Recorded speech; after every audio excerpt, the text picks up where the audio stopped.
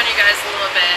You guys are defined as crunk-core No. music? No. Fuck that. No. Hardcore is dead. We never, ever even stepped foot into that genre. It's not even, I don't consider it real music. It's just like hardcore kids that like rap music. And I'm like, you know, you can do your own thing, go for it. I'm not into it. What would you define your music as? It doesn't have much of a genre, but I mean, if I could pick it, it always has electronic bass, but it's always going to be experimental or alternative. So, I mean, even if it's like electronic and like dance, or electronic and then metal element, electronic and hip hop element. But like, even with the hip hop songs, we avoid screaming as much as possible so we can get crossover. Like, Gotcha. What are some bands that have kind of defined you guys? influences, I'd probably say like old industrial, Nine Inch Nails, Skinny Puppy, Ministry, Depeche Mode, all the way up to like pop, like Britney Spears, Enrique Iglesias. Like there's like so many different elements because like we all listen to all kinds of different types of music, and we didn't want to make just one specific type of music because I think a lot of bands already do that, and they already like they push themselves into a corner. You know, they put limits to themselves, and we didn't really want to be a part of any of that. You know, we wanted to just like do whatever we wanted to do and have a limit for that reason. Yeah. So I mean, that's why like our listeners are like a big melting pot. What are some bands that you'd love to tour with? Mindless Self-Indulgence. They're awesome. It's like one of my favorite bands, and I think they would fit in really well with us because we're just as fucking insane and crazy as they are. So I'm down for that. Marilyn Manson. That's like in my dream band, though. So. Yeah, but I mean, other than that, the bands we're touring with right now, I couldn't ask for better bands to be on tour right now. You know, like New Year's Day and Angel Spit, they're all extremely like about their image, and they're all very alternative and very different. And they're like on any other tour they'd be misfits, but like because all three of us are misfits and we're on the same tour, it's like we're all best friends. So Yeah. I love it. How did you guys all get together? Well, I've been a fan of Angel Spit since I heard them in like 2005, 2006, and I just like followed them for a while, and then when we started like getting like bigger or whatever, I found out they had a Twitter, and I just like blew up their Twitter. I was like, hey, tell everybody I love them, and like a bunch of kids just retweeted it, and then like within like the next hour I had a DM from them. They're just like, hey, what's up? Who are you? Like. And yeah, like in New Year's Day was on Warped Tour with us, and they're like, I don't know, they look like Halloween, we look like Halloween, I'm fucking with it, so Yeah. retreat. Were you born a performer? Is this something you always knew you were gonna do? Maybe not always with music, but I've been performing the majority of my like my adolescence. When I was like 14, I moved out of my mom's house or whatever. And at the time, Davi was like in his, you know, his bands that he had like before Love Bands for, you know, he was like playing keyboards and guitar doing his thing. And then I kind of got into like a different kind of performing, and I started doing fetish and burlesque and all kinds of like crazy shit. And that's what I like to do. And I like did I go-go dance for a while. I did fire grouping, all kinds of like crazy shit. And Davi was still doing music, and I was like, you know, he asked me to join. I jumped right in on it, and like me bringing like my performer elements with his like music performance elements, you know, it like goes really well together because like there's all kinds of crazy shit that happens on stage. Yeah. You'll see, it's nuts. So the fetish thing, like elaborate that out.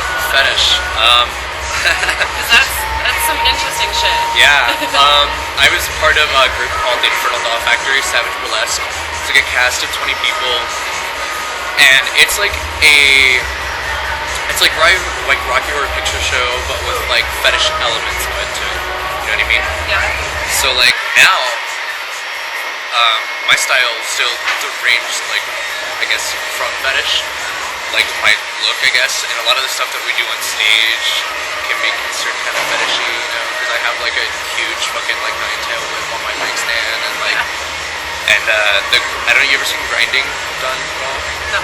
Oh, well, there's like a part in one of the songs that we do, and it's like a big steel like grind plate, and I put it actually like in my crotch, and I do like a back bend. Have my stage manager, he brings out a grinder and shoves it like into my crotch, and sparks just go like flying everywhere. But that's very much so like a fetish thing to do. Like, definitely, that's where I learned it from. So yeah. Fame, has it been good or bad? I don't believe in it. Don't believe in it. I don't believe in fame. I'm not here to become famous. I'm not here for people to know my name. The only thing I'm worried about is if I die, I want it to go down as if they put anything in a book, I want them to remember my message and my name. So like, the kids that see my face and love me, I love them too, because they're a follower of the message, but I personally, I have nothing to do with fame. Not my thing. Gotcha. What's your message? I think we've all been there with the crazy, like the rough childhood, the bullying and everything. My message is really just trying to get across the fact that people like us we're not bad people. And like, I'm gay, so I try to push that out there as far as possible without being, one of those like gay activist kind of people. But like, I do like, a lot of people don't even know I'm gay, and they just like talk to me, have a conversation, and they hate gay people or something, and then like, it comes out that I'm gay, and they completely change their mind about it. They realize that not every gay person is like obnoxious and crazy and flamboyant, and that's what I want to get across. Like, I want to get rid of these stereotypes that people have of like everybody. Like, I don't like it. Yeah. Like, I mean, gay people don't like me because I'm like goth and scary and I have tattoos, and then like, goth people are like kind of scared of me because I'm gay. So it's like, I'm just trying to completely demolish everything that everyone once knew and bring up like a whole nother generation where people are accepting of people that look like us or act like us, and that like little kids aren't allowed to point just because someone's different than them. I got caught doing that when I was a kid. I got my shit smacked at me. Yeah. So now when I see someone staring, I walk up to the parents and I'm like, it's not really that cool that other like kids stare at other people. It's not right. You're raising your kids all wrong. You're teaching them hate and segregation and division at such an early age. Their minds are like a sponge. Like, they're gonna carry that with them for the rest of their life. And that's why when I got smacked, like, it just clicked to me. And it was like, okay, people are gonna be different, and that's fine. I'm okay with that. I'm gonna be different, and if not everyone's okay with it, that's their fucking problem. Right, me too. Yeah. Fair enough. To kind of follow up with the fetish thing, sex and raunch and all that seems to be kind of a theme. Yes. So, and I'm gonna guess, especially with your background, this is like a way of life. It's not a stage presence or. For me, it's a stage presence. Like, I mean, I'm actually not sexually active. Yeah. I don't really have sex anymore. I had sex like a lot when I was younger. Like, I just like, let's fuck everything. But as I got older, it's just like, it becomes more and more meaningless. And I don't know. Like, I still write about it because like, fans love it. I love it. I think it's hysterical. And people from the outside, like, our fans know that we do it to be funny and everything, but like, people from the outside take us seriously. They think that our entire life revolves around sex, and I was like, that's not the truth at all. Like, I mean, sex is like, it's controversial, especially like gay sex or like fetish sex. It's like, people are like still mind blown by that. So, I mean, it's something to write about, but that's not a way to live your life. I mean, you can love sex, but Yeah. I don't think it's a part of me. I mean, I'm not a porn star, so.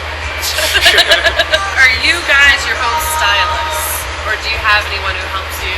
Oh yeah, no, we're completely DIY with that. Yeah. Yeah, because like, I don't know, like I said, we like everything, so like, our music is everything, as well as our style. Like, I wear a cowboy hat and like Confederate flag and cowboy boots, because I'm from the South, but like, I still dress like a goth kid, and I don't know, I just pull it all together, why the fuck not? You guys look pretty fantastic. Oh, thank you, I appreciate that. I like your hair, it's pretty awesome. Yeah. I like the company work. I can never do that, it never stays long enough for me. Lots of hairspray. You're adding hairspray. Yeah, see, my hair just like, it won't bend back, it'll just go straight up. Which, I mean, a lot of people won't complain about, but with me, it's like so big. Like a lollipop from afar, skinny body and big hair. Can't do it. What is some of the craziest shit you've seen happen at one of your shows? When we were playing Cleveland, Ohio, within like a 10-minute radius, I had my pants completely completely torn off of me. And Dobby pulled out his dick and put it in some girl's mouth while we were on stage. It was pretty funny. Wow. Were there any repercustions for that? It was Or? mom. It was whatever. She loved it. She was asking for it, dude. She was like, it's like straight up bukkake right off stage. Nice. Yeah, no, she loves it. What's and the crazy shit you've done on stage? You know what? I can't really talk about it. No? Okay, fair enough, fair enough. Well, because all of mine's like outside of this band, so Gotcha. crazy shit I so Gotcha. I try to keep it kind of PG-13. Yeah. Not so much. Halloween. Yes. Are you guys going to be playing Halloween, or do you have... Yeah, well, we're playing a show in Milwaukee at the Rave. Nice. Pretty excited about that. If your next question's about to be, what are we going to dress up as? I'm going completely normal. I'm going to wear jeans and like a dress shirt and a tie. Slick my hair back, no makeup. Yeah, because I think everyone expects this. They're like, oh yeah, every day's Halloween. I'm like, yeah, it is. And then once it's actually Halloween, I was like, I'm going on vacation. That's awesome. Yeah, fuck you guys. If there was a zombie apocalypse, what would be your weapon of choice? Weapon of choice. You know, I like where your head's at. I haven't gotten this one yet, but I think about it all the time because in Arizona, we have like a patio. And then like, there's like this like 5-foot brick wall all the way around our backyard. It's not that big, but it's Arizona. But like there's patch grass and there's a pool. And I always sit out there and, you know, and I'm smoking my blunt or whatever. And I look over and I was like, you know, if there was a bunch of zombies to just jump over my wall right now, I would be the guy sitting in the rocking chair with a blunt in my mouth and a rifle. Nice. Just blowing them off, you know, like fucking ducks. Great. Yeah. So I don't know, probably a rifle. Yeah, gotta, you know. Right. Right?